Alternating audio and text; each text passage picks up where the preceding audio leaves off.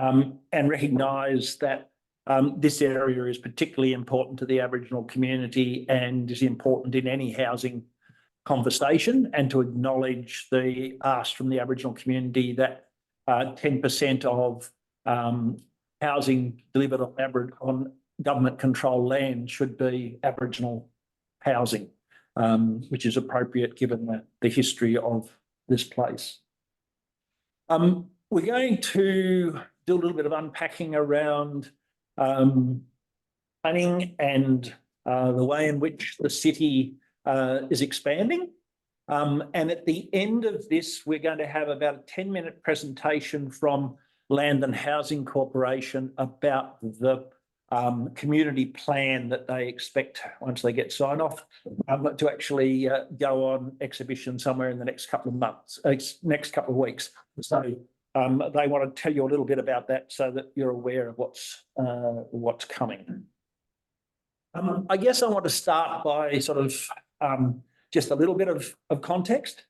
There's obviously been a lot of discussion out in the community about the growth that's being talked about by the state government, which meshes with the agreements that have been entered into with the federal government for delivery of large amounts of housing. And I say large amounts because if you look at the figures that the city have provided for the last census over that 5-year period, in this next 5-year period, starting from this year, we've got to deliver 160% of what we actually delivered during that period of time. Or to put it another way, the state government is asking the amount of growth that we would have had on average over 8 years to actually go into the next 6.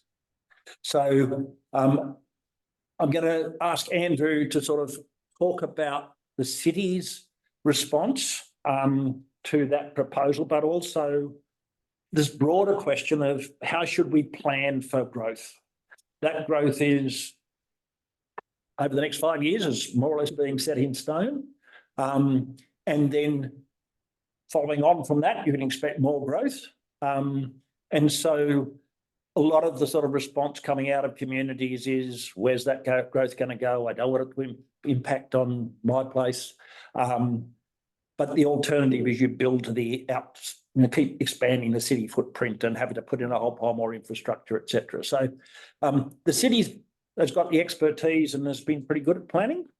So we thought it was a good opportunity to hear from them in terms of how their response, but then how they would go or how they plan to go about that if the state government lets them do that. Yeah. So and hopefully they do. So I'd like to introduce or welcome Ben Pechey. He's the Executive Manager for Strategic Planning. So that's, where we put all these people, and urban design. So I'd like to ask Ben to present to us. Great. Thanks, Joe. Hello, everybody. So, yeah, my name's Ben. I head up the strategic planning team at the council.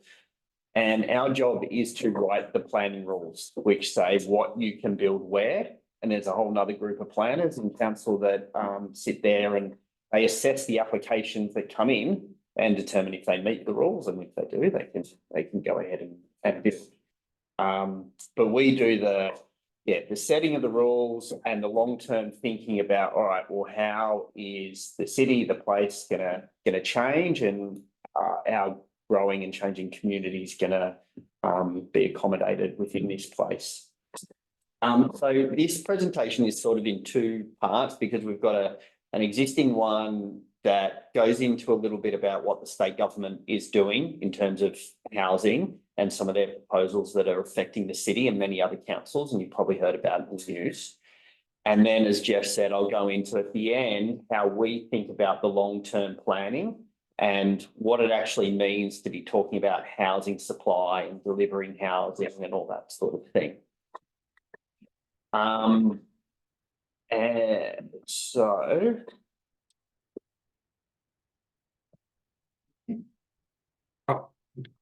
there we go. So I also would like to acknowledge the Gadigal of the Eora Nation and pay my respects to elders past, present and emerging.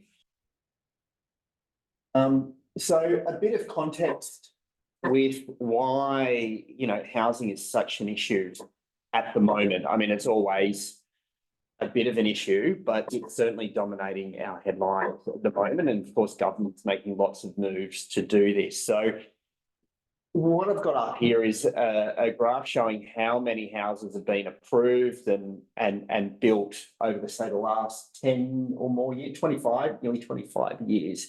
And what you can see there is that there was a huge glut of approvals and new houses being built in New South Wales around 2016 and 17. And that's because there were low interest rates, the market conditions were there. And so it was really suited to developers building lots of housing. But what that did, and the way housing and property development markets work, you build a lot and then there's too much, so the developers stop building for a little while until you have more people who are ready to buy the houses and purchase the houses again. So it goes in waves, but this particular wave in, about 10 years ago, nearly 8 years ago or so, was particularly pronounced, bigger than we've ever had before. And so what that actually did, after that came through, the development industry withdrew a little bit and stopped putting in applications for new housing. And we also had investors, particularly international investors, withdraw from the housing market. So they weren't coming in to pay for the new housing. And so if that's not there, that investment isn't there, then the developers won't be building. So we're now seeing that lull in building. It has been coupled with a couple of changes in the last few years related to the pandemic. So because of changes in population and the like, there's less workers in the area, so there's less people available to build housing. We have seen it more difficult to get building materials, so costs are skyrocketing.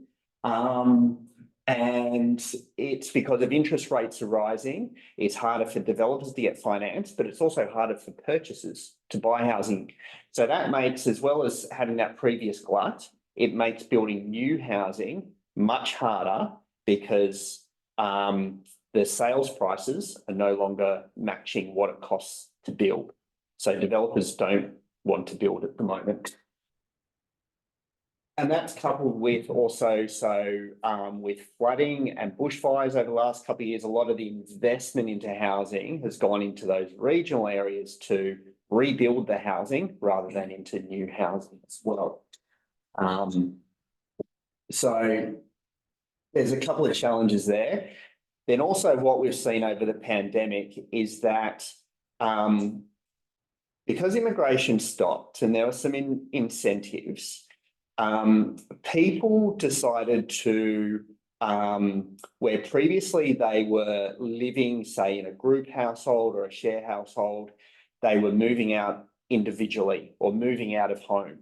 And so more of the rental properties got soaked up by smaller households. Household size, and that's that first graph on the top left there, household size decreased. So we needed more houses to house the same number of people. What we also saw in the next graph along is that because of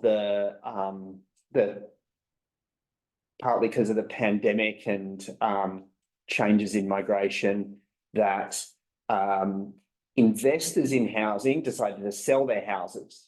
So we had first home buyers buying those houses and occupying those houses. So there are fewer rental houses on the market.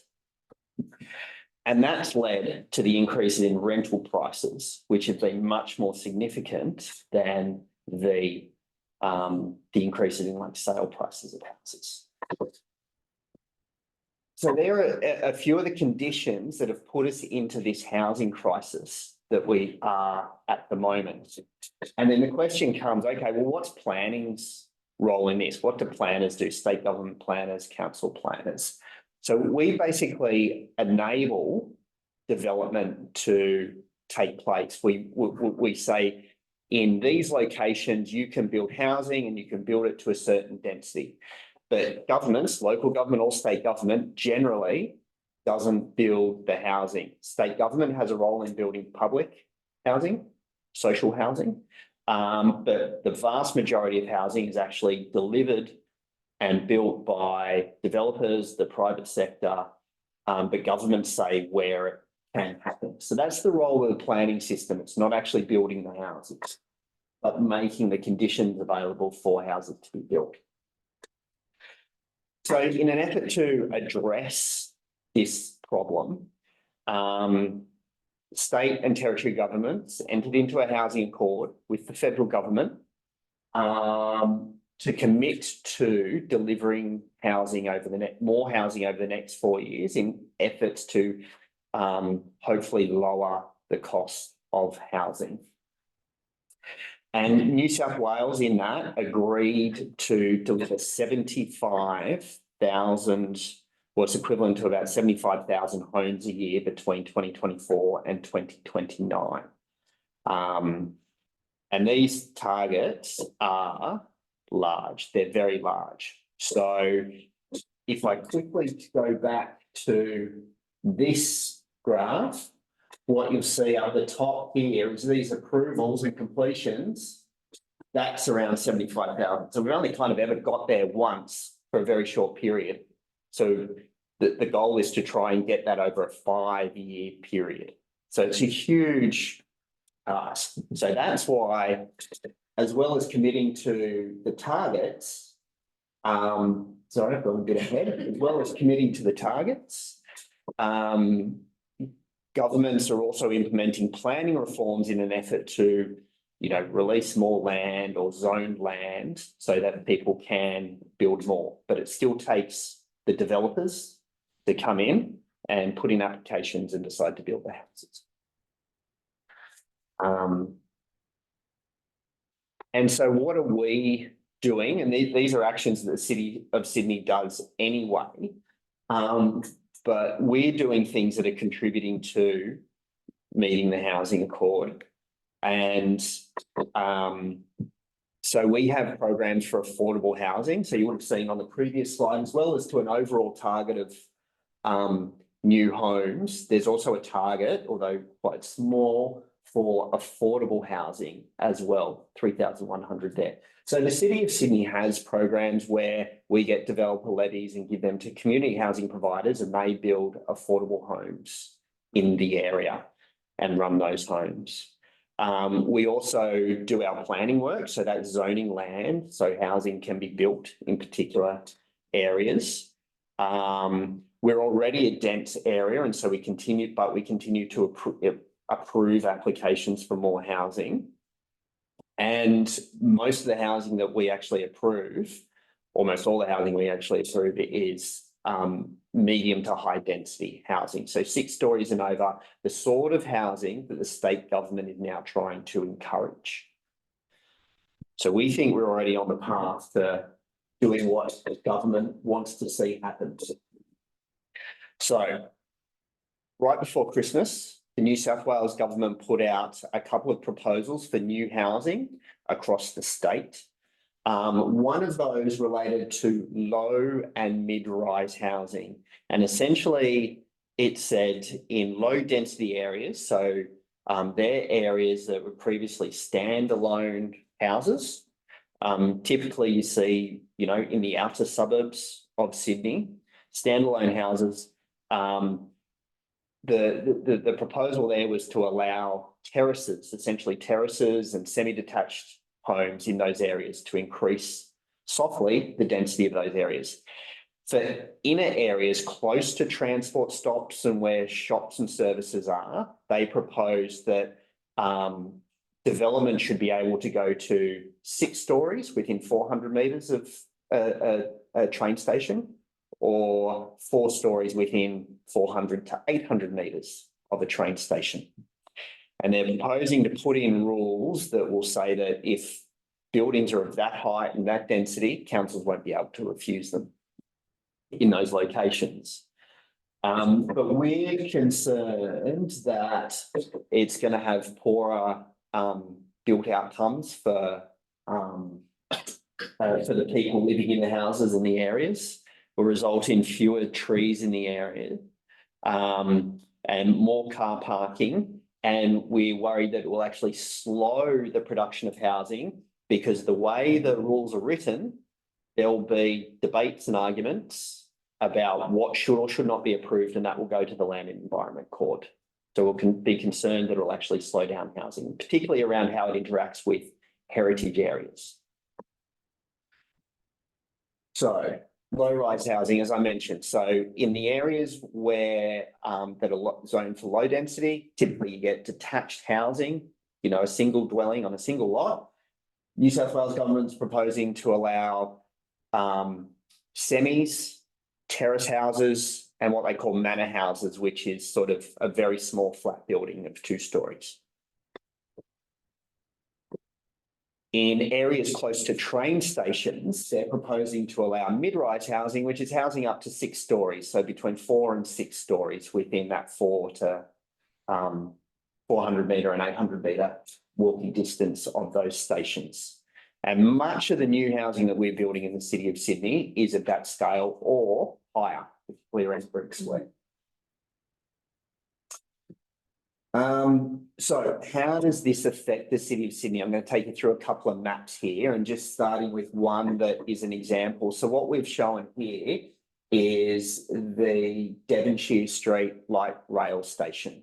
So, and the dark purple circle is 400 metres, the light purple circle is 800 metres. So the new rules would say that within the 400 metres, the dark purple, you can have 6 stories. Within the light purple, you can have 4 stories. But that happened, and also within those distances of the city centre, the CBD, the same rules would apply. And so when you do that from all stations in the City of Sydney, you start to cover quite a lot of the City of Sydney's area. Well, Yeah, nearly all. So adding another rule that they're proposing is that if it's within a business district, like say a local business district like Redfern Street or Glebe Point Road or Harris Street, Piedmont or something like that, these rules also apply. So once you start doing that, it does cover all of the residential areas of the City of Sydney. does that include heritage areas? Yes. Just to Yeah. qualify. It still applies to heritage areas, so rules around heritage aren't switched off. So that's one of the issues, that there's that debate will be had when applications are submitted.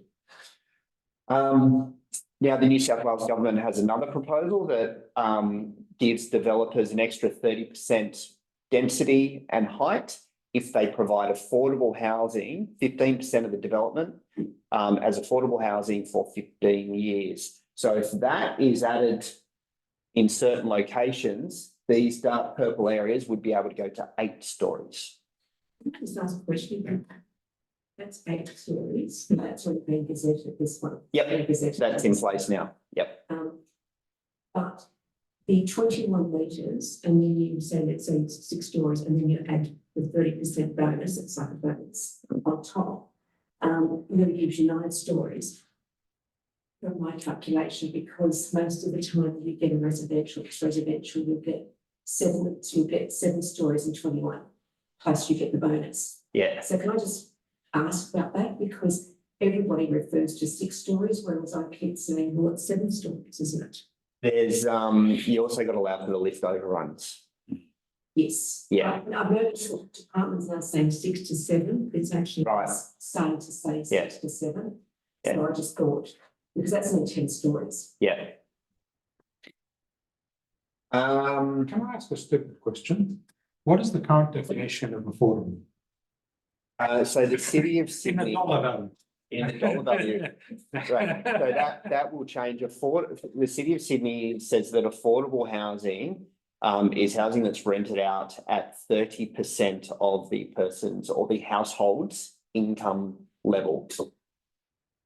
But there's no definition of who the household is. So if somebody was to say the household is Kerry Packer's son, then my son would be ineligible because it would not be affordable to him. Yeah, so the Planning Act also says that affordable housing is for moderate, low and very low income households, and that is established by the data on household incomes based on the census. Across an area or across, New South Wales. so across the entire state? And then those figures are written up each with 12 months or so. They're updated to the levels that apply Yeah, to Department affordable housing. of Housing publishes them. Yep. I believe. With affordable housing only being available for 15 years, you don't have a problem with 15 years. Absolutely, yeah, So why isn't it, they're getting this benefit, yeah. so why is the affordable housing not in perpetuity? Because they say it won't make the projects feasible for developers. That's what the state government says. So we do, the Is city there of Sydney some other way disagrees They with can that. get a carrot to do that. I mean, here they're getting, you get the extra floors, so the Yeah. extra apartments or the extra living space. Yeah. So if there's some other way, Yeah, the councils can entice developers to do it rather than just 15 years. yeah. So the way to change that is either to give them more height and floor space, which means that they can give it over, or you say you have to give less affordable housing. They're probably the levers at play. You can't give like tax breaks or something like that. I mean, to me, there has to be some other way apart from going up. Yeah, that you can entice developers to do the affordable housing. yeah. But in 15 years' time, me as a developer, I'm not going to own anything on that building. Where's my incentive? They might well own the that they will probably retain the ownership of the affordable housing for the 15 years, and then they would sell it after that. That's an asset. As a developer, I've got zero interest in retaining anything like that, because that's just money sitting there that I can't use for anything for 15 years. And I'm paying overheads, I'm paying interests on loans for the next development property. That's not feasible for me. That would all go into their feasibility on when, if they decide to take up this bonus and to commit those homes for 15 years.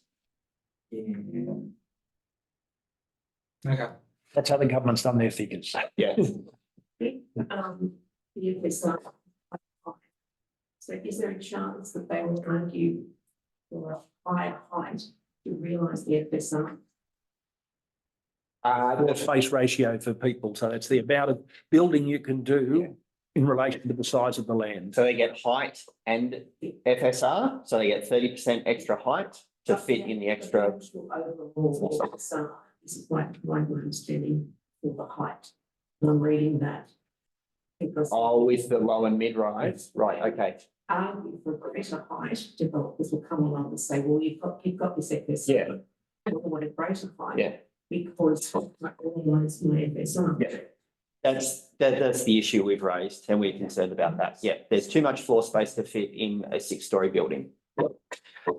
Okay, and so the low rise changes where you can do, instead of doing detached dwellings, you can do semis and terraces and the like. So that, not sure if people in the room can see above the speaker there, but that essentially applies to Rosebery. That's the only low density area we have, and also part of Centennial Park. So it's not going to affect the City of Sydney significantly. So we did a bit of architectural testing to see, well, what would this look like, and picked out a few different types of sites across the city. We looked at, and there's 4 of them, and they're in the order of, development that might be palatable, but needs to be worked through, to something that we think is a real problem, and quite a chaotic outcome. So a site in Surrey Hills, an older commercial building, used as commercial offices. And these new planning controls that the New South Wales government puts in would deliver, you know, a 6 to 8 story, depending on whether they take the affordable housing bonus, but would fill up most of the site. But could be managed. Another site in Surrey Hills, a smaller site that also used for commercial offices, but on quite a narrow street, so the context matters quite a lot. That we would see would start to have very big problems with particularly overshadowing and the ability to get trees and deep soil and things like that, deliver what we think are good built outcomes. We see a different problem in the Green Square urban renewal area. So the way that area works is because it's all old warehouses and factories, those larger sites need to give over land for roads and parks and things like that. So their floor space actually has to be built on a smaller part of land than they own. So it becomes even more dense than the numbers imply. And so when you increase the floor space again, instead of getting a 6 to 8 story building, we're looking at a 30-story building in some instances, because the site is much smaller because land has to be given over for streets and parks.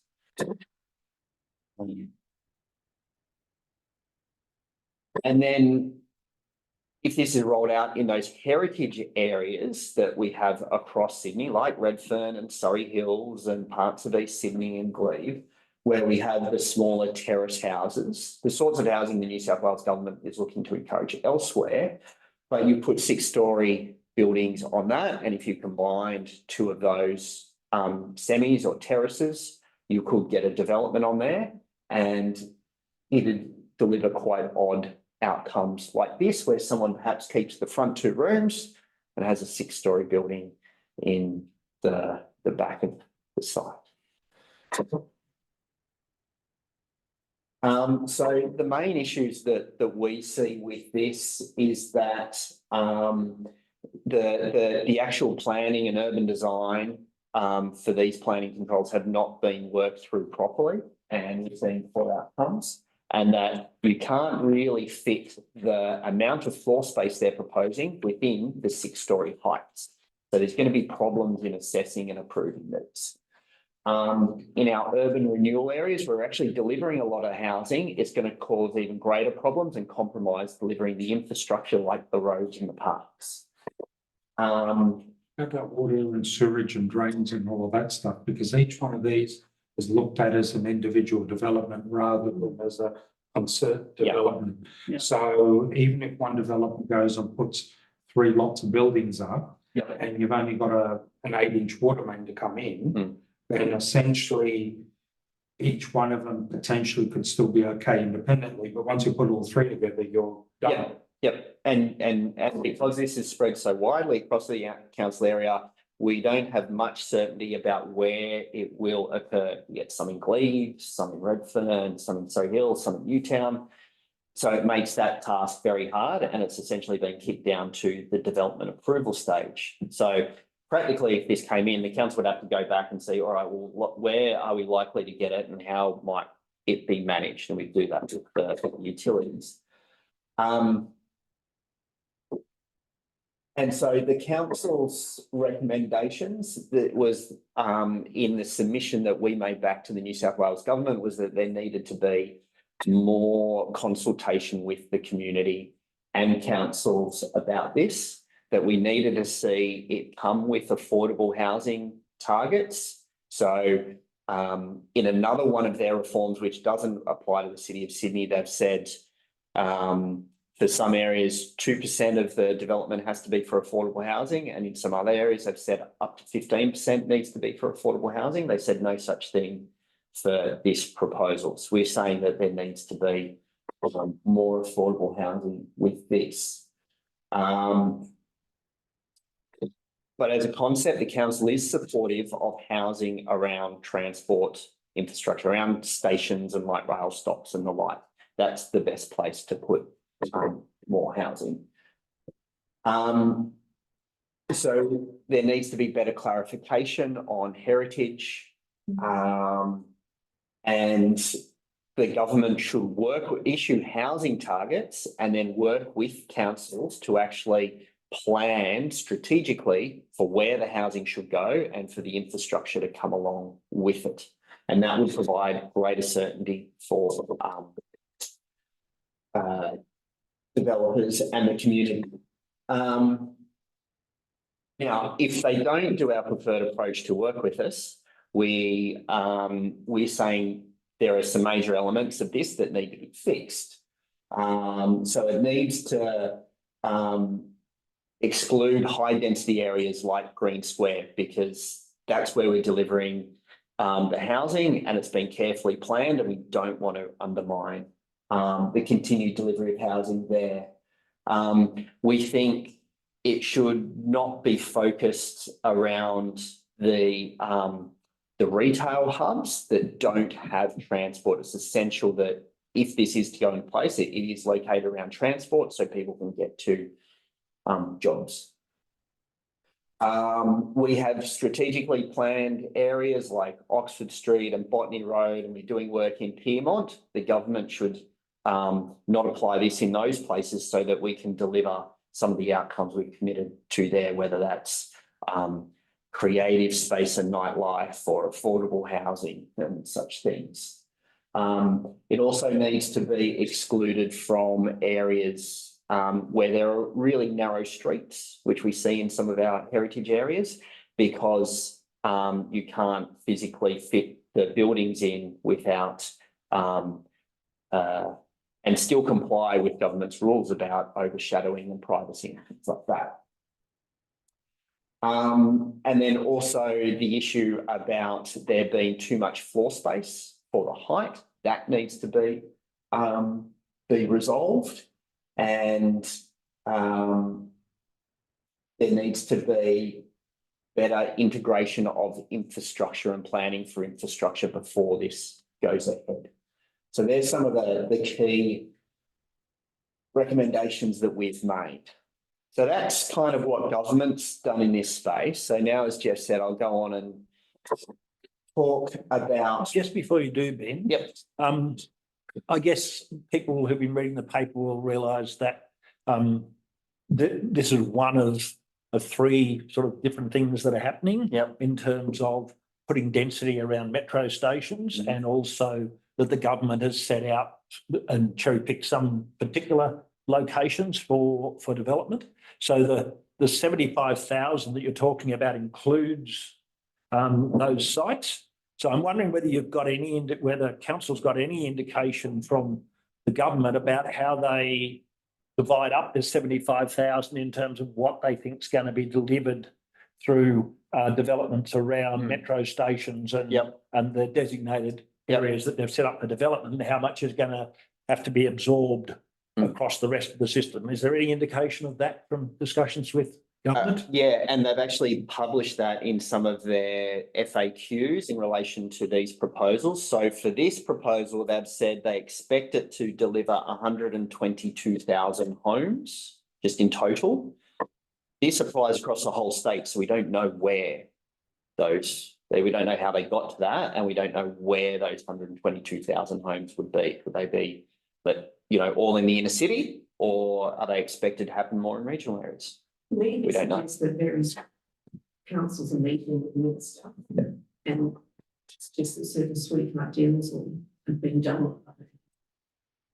Yet at the same time, other people are telling me that the minister is very cocky with the way, and he's saying it's all going ahead, but then the media saying the heritage areas are going to be protected. So I'm totally confused. Have you guys had any feedback? There has been meetings with the New South Wales government, and we're working towards hopefully something that will deliver an approach for our council area that doesn't include this. But I guess this is, it hasn't been taken off the table yet. So yeah, discussions are starting on, all right, well, what's the city going to do? And I think that's similar to what you've heard other councils report in the paper. So when he said in the media the last couple of days, heritage is protected, is that the case? But they've said that all along, that the heritage rules still apply. And so the issue comes down to when someone submits an application for a 6-story building in a heritage area, how do you reconcile that with the 2-story terrace house that's on the site or next door? You know, do you refuse it or do you approve it? And that's going to lead to arguments and debates. Thing where you've got a heritage building right next to a 6-story building. Yeah, and so those debates about that, some will go to the Land Environment Court, and that's where you know, that will slow down housing. So there's a lack of clarity there, which is the issue that we're raising. Yeah, so unless, I mean, part of the difficulty with this is that they're basically wanting to put in a sort of a binding arrangement on council where it can't refuse stuff. So unless you get a council that actually does a deal with the government in terms of what happens in their area, this then just basically blanket applies right across everywhere, and you've got no say in where a developer says, I can do this here, or you can't refuse that. You can go into the backwards and forwards, it ends up in the Land Environment Court. But that's the problem, that you don't have that sort of strategic control over where you put the growth. Yeah. I mean, feasibility, can you go along to a heritage street and say, I'm going to demolish those 3 heritage houses and put a 6-story building up with them? Well, someone will probably try, yeah, and it'll be worked out in the application process and potentially the court. So that's the issue. It doesn't provide a lot of certainty there, either for the developers or the community. Yep. Just a quick question. Efforts and in for communicating with the federal government in regards to infrastructure, or to maybe like putting it on an agenda for a housing summit between the Prime Minister and the premiers and the territory heads, because they're money and should have a vision for what the nation's going to be. And that should be the top line. I know it's not necessarily their responsibility, and I know it's more at the state level than the local council, but is there any things to make sure that we have a coordinated plan amongst all 3 targets? Yeah, that's kind of what the housing accord is. So they've agreed to the number, and that also comes with payments for houses delivered over a certain amount. So there was an original target of about 1 million homes nationally. That got increased to 1.2 million, and then payments can be issued to the state governments for what the government delivers above that. So we would hope that actually goes into support housing. And so alongside that as well, there's also an agreement, they call it the planning blueprint, which sets out actions the states will commit to do planning reforms such as this, prepare housing targets, get their systems in gear. And then there's also the Housing Australia Fund, which is an amount of money invested, and then the dividends of that get distributed to state governments and community housing providers to actually build social and affordable housing. And the first round of applications for that is, yeah. So there's a couple of parts to it.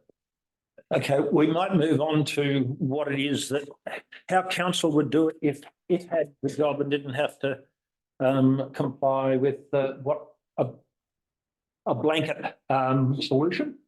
Yeah, so again, a bit of background about who's actually involved in which steps here, because government's not involved in all steps of delivering housing. So very simply, you start with the zoning, which says, all right, in this place, you're allowed to build the housing. You're not allowed to build factories, but you can build the housing, or vice versa. And so government has control of that. Sometimes developers can come in and say, I want my industrial land turned into housing land, and again, the government can process that and make that change. But mostly that's delivered by government. So the government kind of sets the ground rules. Then developers need to actually go and purchase the land to be able to start planning to build the houses. So the councils, the state government don't have any role in that process. And essentially the developers will need to convince an existing factory owner, let's say, that, here's enough money for you to relocate the business so I can turn this into housing. Probably worthwhile mentioning there that often developers will actually get an option to buy, so that they don't have to actually finance it right through while it's going through the planning process. Yeah. They don't have to buy the site outright. And it can get, the original landowner might even be a partner eventually, so it can be quite complicated, but it's simplest. After that happens, then, a developer can submit an application, right? The government, local or state, we don't submit applications. We do the next step of assessing and issuing approvals that allow the building to happen. But then once that happens, it's still up to the developer again to go ahead and build the housing. And usually that's when they're going to get the bulk of their financing, need to get the bank's approval to do that. They're going to need to make some sales off the plan. So before anything's built, they're going to have to convince people that they want to live in what they're planning to build. And that's how they prove to the bank that, this will be viable and feasible, and they won't go under. And then, of course, they've got to do all the construction and sell the rest of it before there's actual houses on the ground. So you can see that, government only has a couple of roles to play. And some of the blockages we're seeing at the moment are around that delivery end, and particularly problems getting financing for those reasons I spoke before. But the main things that, the state government and the City of Sydney and other councils are trying to do is at the zoning end there.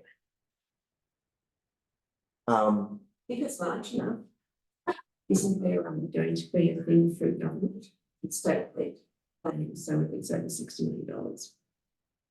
That's for the affordable housing, where they go for the bonus. Yep. It's not for just normal sites. Yep. Okay, so how do we decide what land should be zoned, or, its density increased or heights increased for housing? We have plans for that, strategic plans. They're 20-year plans, and there's one on the left that is the plan for the whole of the Sydney region. There's one in the middle, and these are both state government plans that deals with the Eastern District. So there's 9 councils in the eastern part of Sydney, which City of Sydney is one. And then on the far right is the City of Sydney's plan. So each of these plans cascade down, and essentially what you've got there is a plan that shows, well, where's the infrastructure, where's the train lines, where do we have our major industrial and business areas, and amongst that, where are the best places to put new housing? Also, where are our national parks and our major open space and the ports and the airports and things like that, the real things that shape how a city functions. So that gets set out at the highest level, and then you drop down in each plan to provide more detail. And so part of doing that and setting those plans is we decide on targets. We say, all right, well, what's going to be, how many homes should we be trying to provide or enable developers to provide? And we set 5, 10 and 20-year targets in these plans. And they each have kind of different roles. So the 5-year target is generally everything that's already zoned and applications are in and developers have acquired land for, because it takes a couple of years to get through your approvals and your building. You don't actually have time to do the rezonings, the strategic planning, which changes things and increases density. So that 5-year target is what developers are really already thinking about.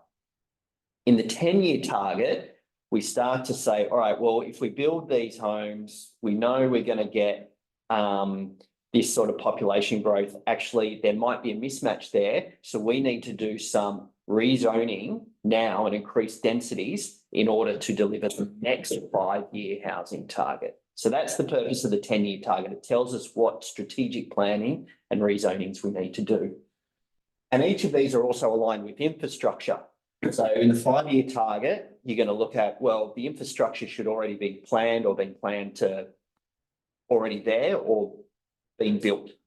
In the 10-year target, it should be planned, like you know you're going to build it, but you still, there's that time period to actually build it. And then the 20-year target is a long-term, like how is, you know, the city or the place going to change in quite that longer period and with major population growth? And do we need to be planning for more train lines, like extensions and metros and things like that? And so it allows you to have that longer term vision. And every 5 years, these targets should be reviewed and the kind of, you know, the 10-year becomes the 5-year and so on.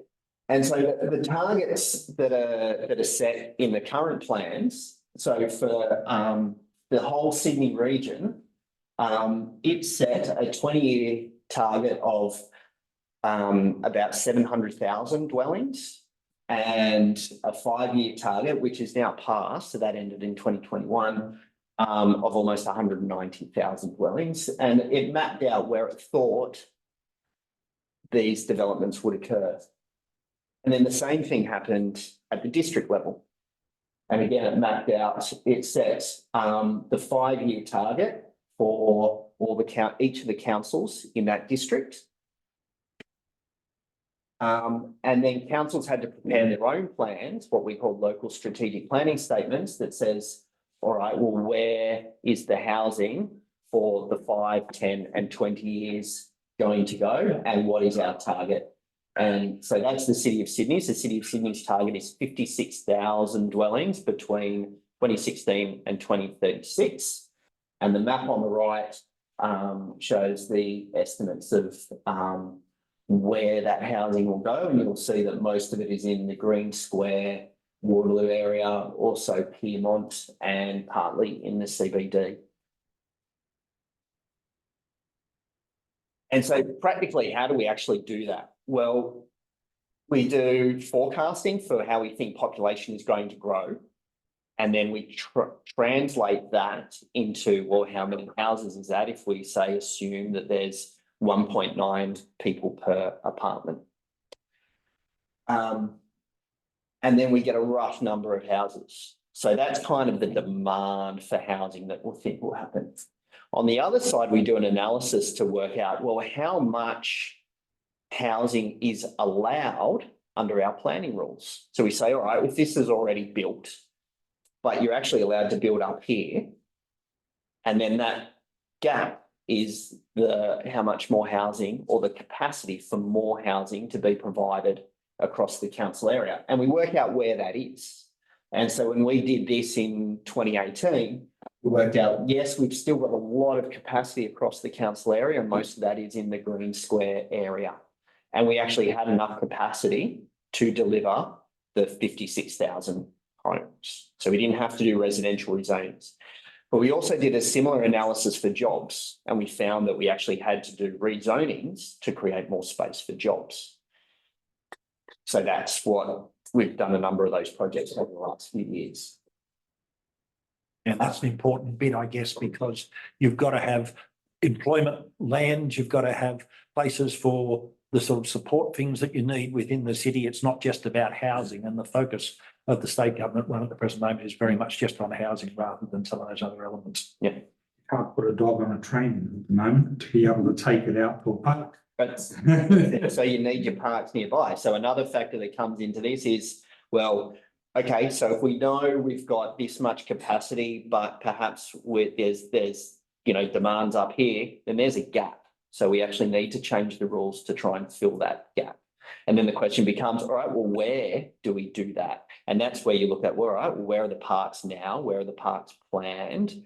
Where is the land available and the type of land? Like, you know, it's very hard to develop strata buildings, redevelop them. It's easier to develop buildings that are in single ownership, for instance. So where are the best places to develop near transport and things like that? And you go through a process of saying, all right, well, this would be an area for investigation for new housing.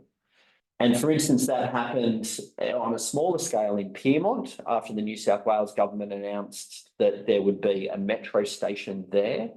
The City of Sydney then went in and said, okay, we've got the extra infrastructure. The New South Wales government also announced that Wentworth Park would be converted to a park, although there's some talk about that at the moment.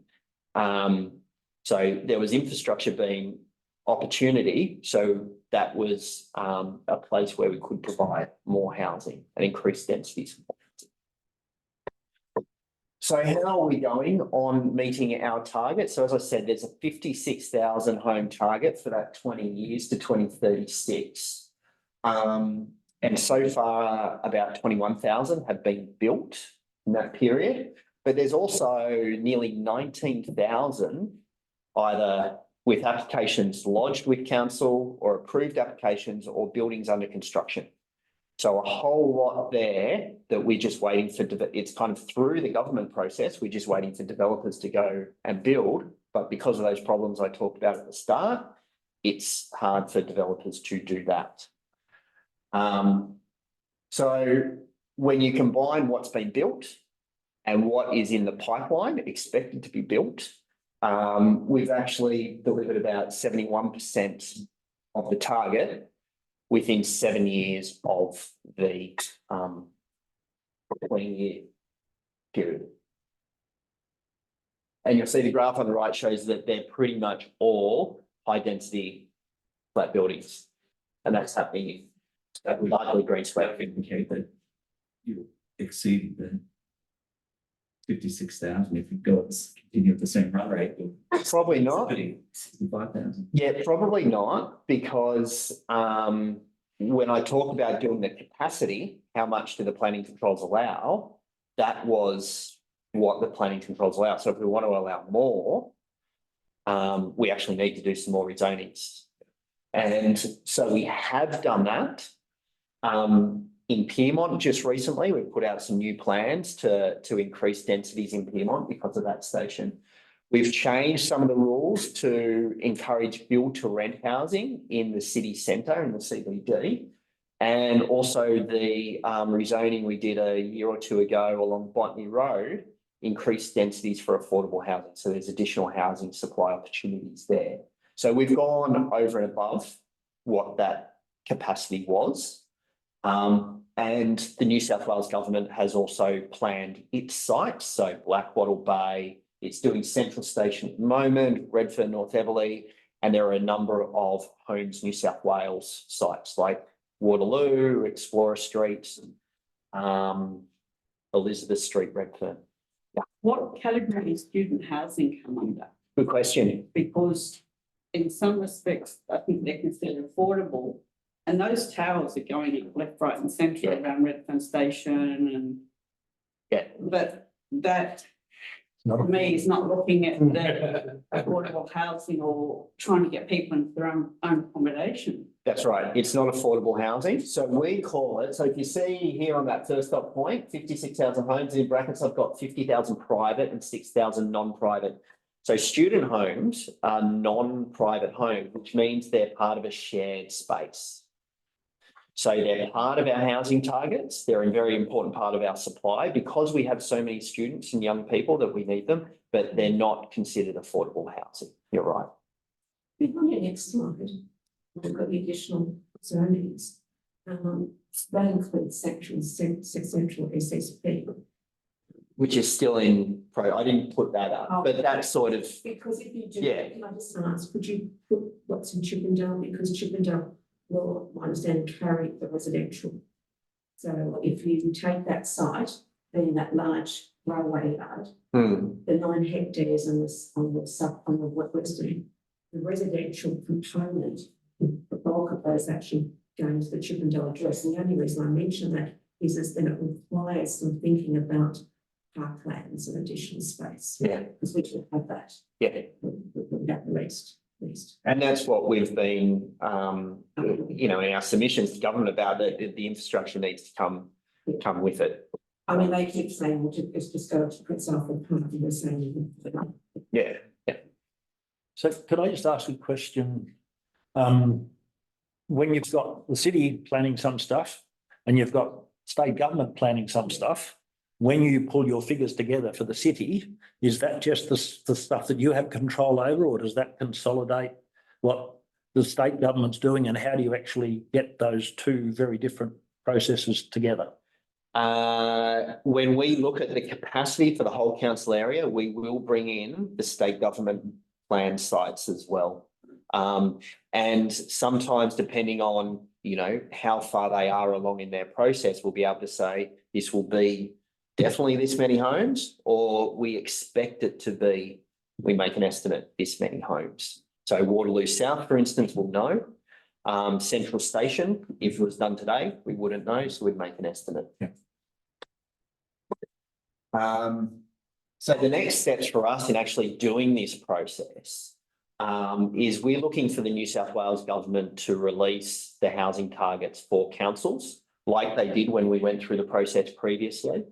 And then we can respond and say, well, do we think those targets are right? And where are we going to look at changes to rules to accommodate the growth? And so we do that in the process of reviewing our strategic plan, the local strategic planning statement, and we do studies around, what's the forecast population growth. We do that capacity study to work out, well, how much floor space is allowed now. We look at the infrastructure, and we also look at, the jobs issue as well, because a piece of land can't be used for both things. So we have to decide, well, what's the priority in a particular location? Is it jobs? Is it housing? And there's also consultation with the community to get their view on where things should occur as well. Then once our plan is set in place, then we go down a program of doing the master planning and the rezonings to increase densities where we need to, and infrastructure plans to go along with those. So at the moment, we're actually at the end of implementing the previous plan, and we're just waiting for government to put out their targets and their plans to allow us to do our new one and then re-implement again. So I think that's it. That's it. So there you are. You've had an introduction to strategic planning in the city of Sydney. Opportunity in a little while to ask some questions. Yep. I'm just wondering, what particular planning regulations are going to be dismantled?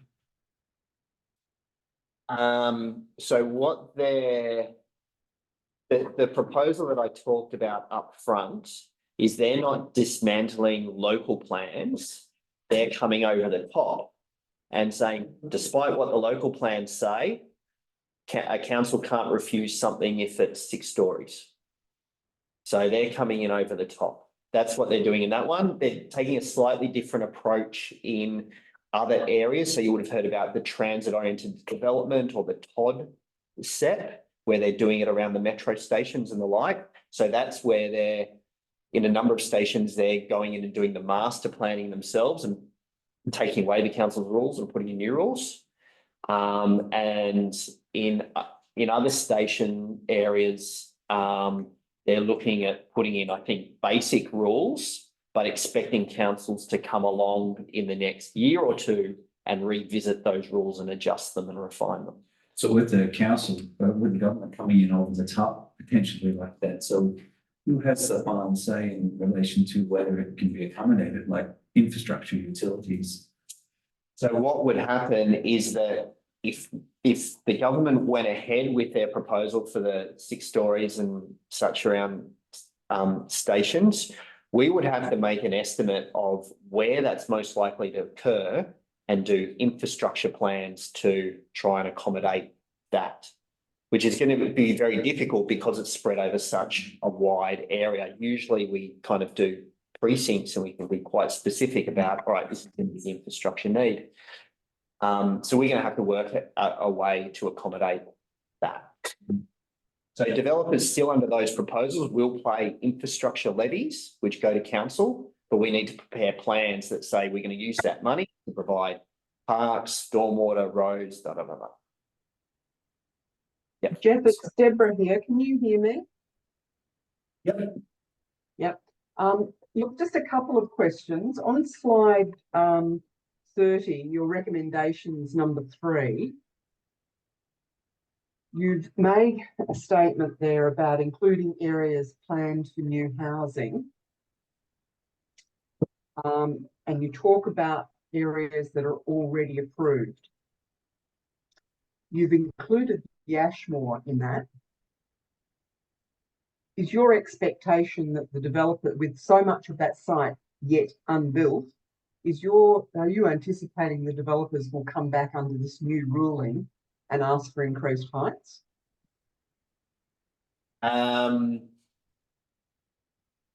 We don't know. There's probably 2 avenues for developers. They might wait. So most of the heights are above 6 stories in Ashmore, but the density proposed in these changes is going to be higher.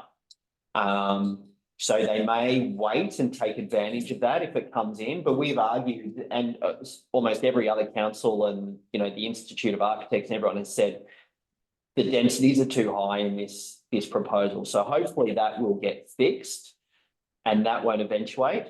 The other opportunity is for, any existing developer to take advantage of that affordable housing bonus and have an extra 30% floor space, 30% height if they give over 15% affordable housing for the 15 years. Okay, that leads me to my kind of pathways there. I couldn't really So look, speculate. I have 2 questions there. One is that the bulk of the Ashmore recently went through and was approved as wholly a build to rent site. So all the buildings done. So that came about as a change to regulation from within the council. So council created an environment where they could apply to build to rent. Am I understanding that correctly? No, build to rent was always permissible, and then the New South Wales government put in some rules around build to rent housing in, I think it was late 2022.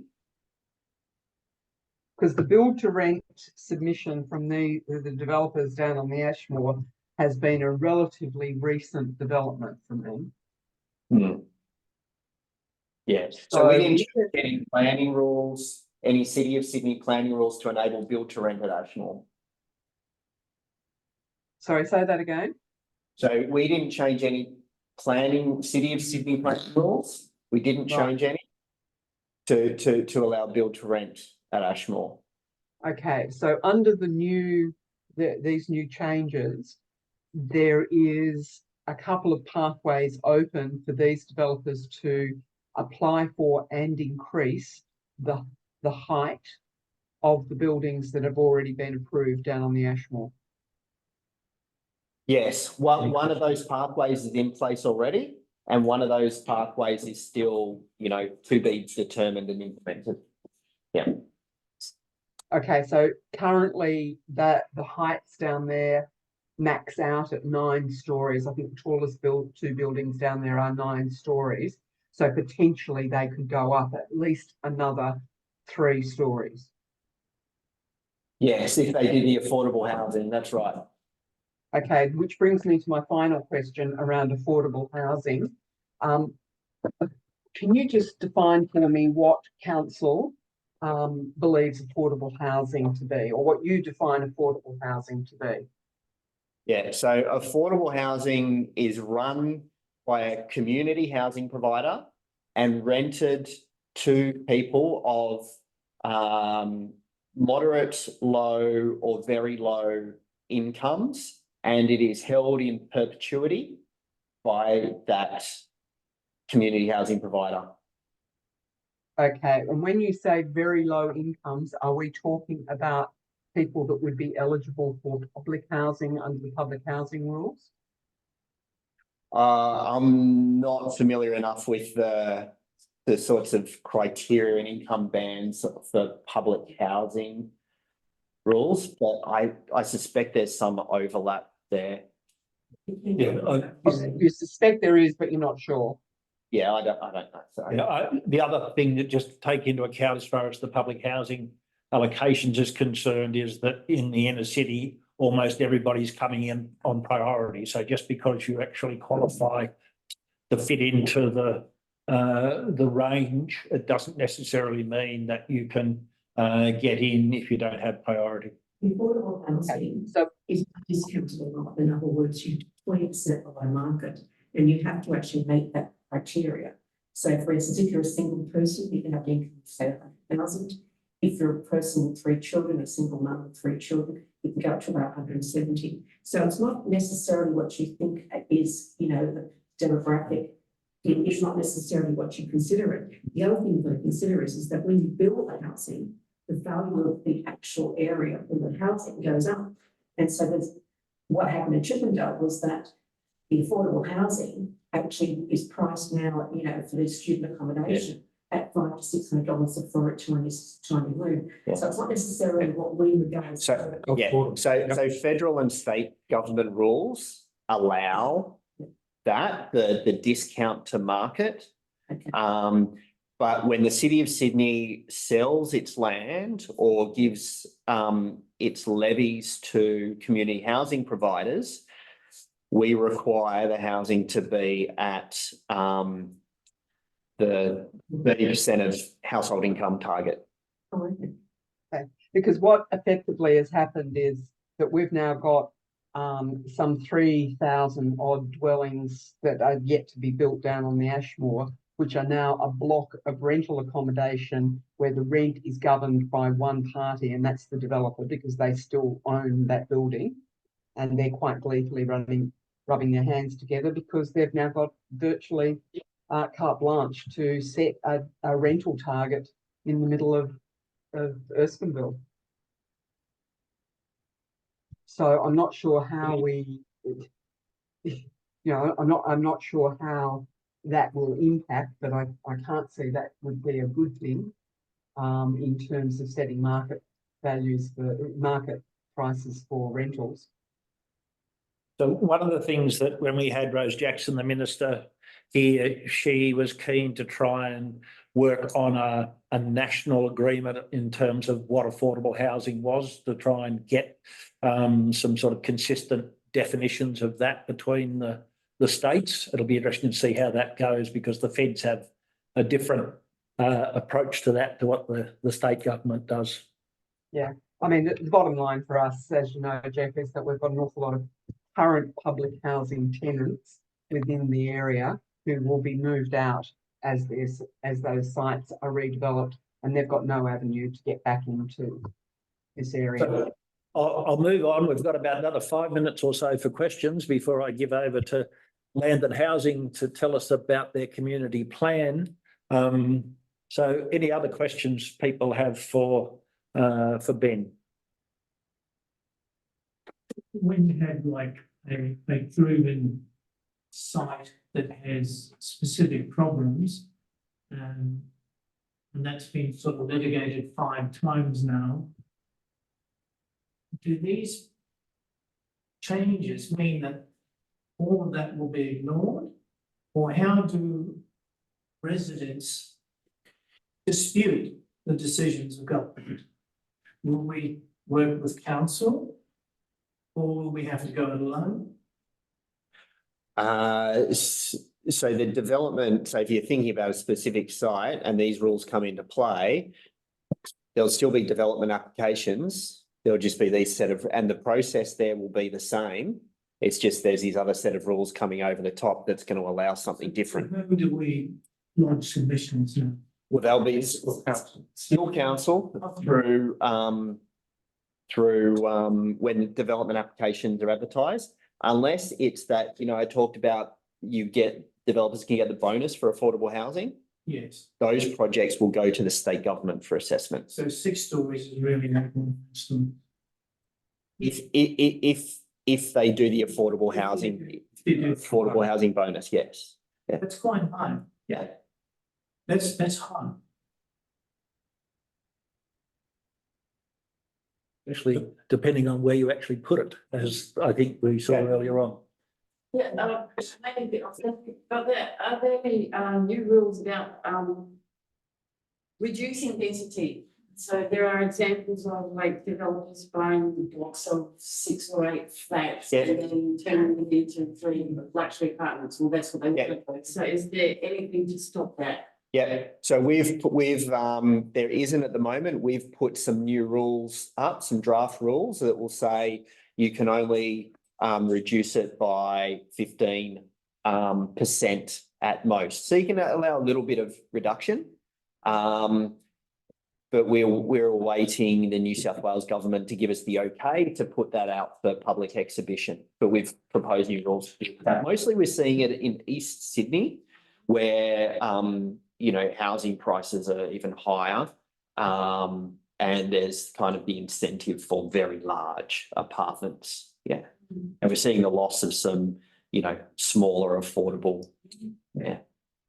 Yeah, I mean, I think it's really important to understand that local councils basically have to put their planning up to the state government, and the state government then allows that, or basically says, no, what about this or whatever. So council has to go through a whole pile of hoops with the state government before they can actually get their strategic plans in place. Yeah. Yeah.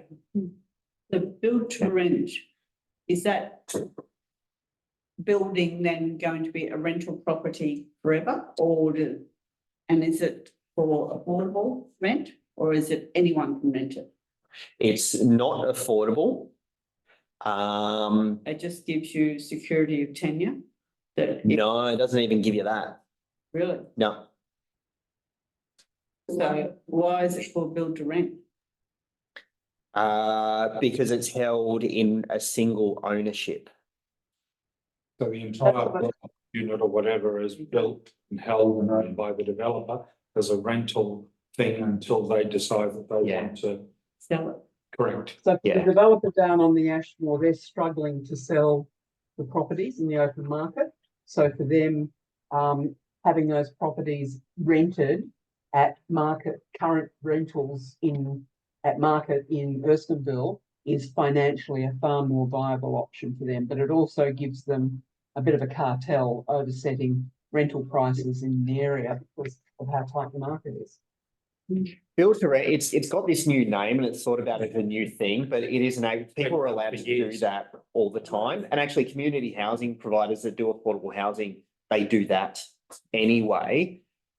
What it does bring, the difference it does bring is it's supposed to attract institutional owners like super funds and things like that who hold properties for a longer time. So most developers want to build and sell and then move on. The market doesn't always allow for that. So the hope is that you get developers, these long-term developers and building owners developing at a different point in time and different types of housing for people. So it's more about housing diversity rather than affordability. It's more security of tenure. If you're a renter, you want to know you can live there. You don't want to think you can be tossed out or you get short notice, so you're only there for a couple of years and you've got to go again. Nothing's changed with the tenancy laws around it. It should be of those owners their interest to hold on to tenants for as long as they can, because it's lower cost for them to, rather than having people shift in and out. So, but it's a premium product more than an affordable. Oh, yes. Yeah. And I mean, and some developers at the present moment are actually holding property and investing in that. And it's been mechanism that Harry Triggerboff's used Done it for years, historically for yeah. was a way of land banking, yep. Okay. Rented out, because the property prices go up. And then It's something you else. don't have to ask what to do with Strata. Okay, let's just draw a line under that part of it. I want to thank Ben in particular for coming along and giving us a really good overview, not only of what the state government's been talking about, but in terms of how the city goes about its planning. So we can have a better idea when we're talking about stuff in future for the city, as to what goes on behind that process. So Yeah. thanks very much for that. Great.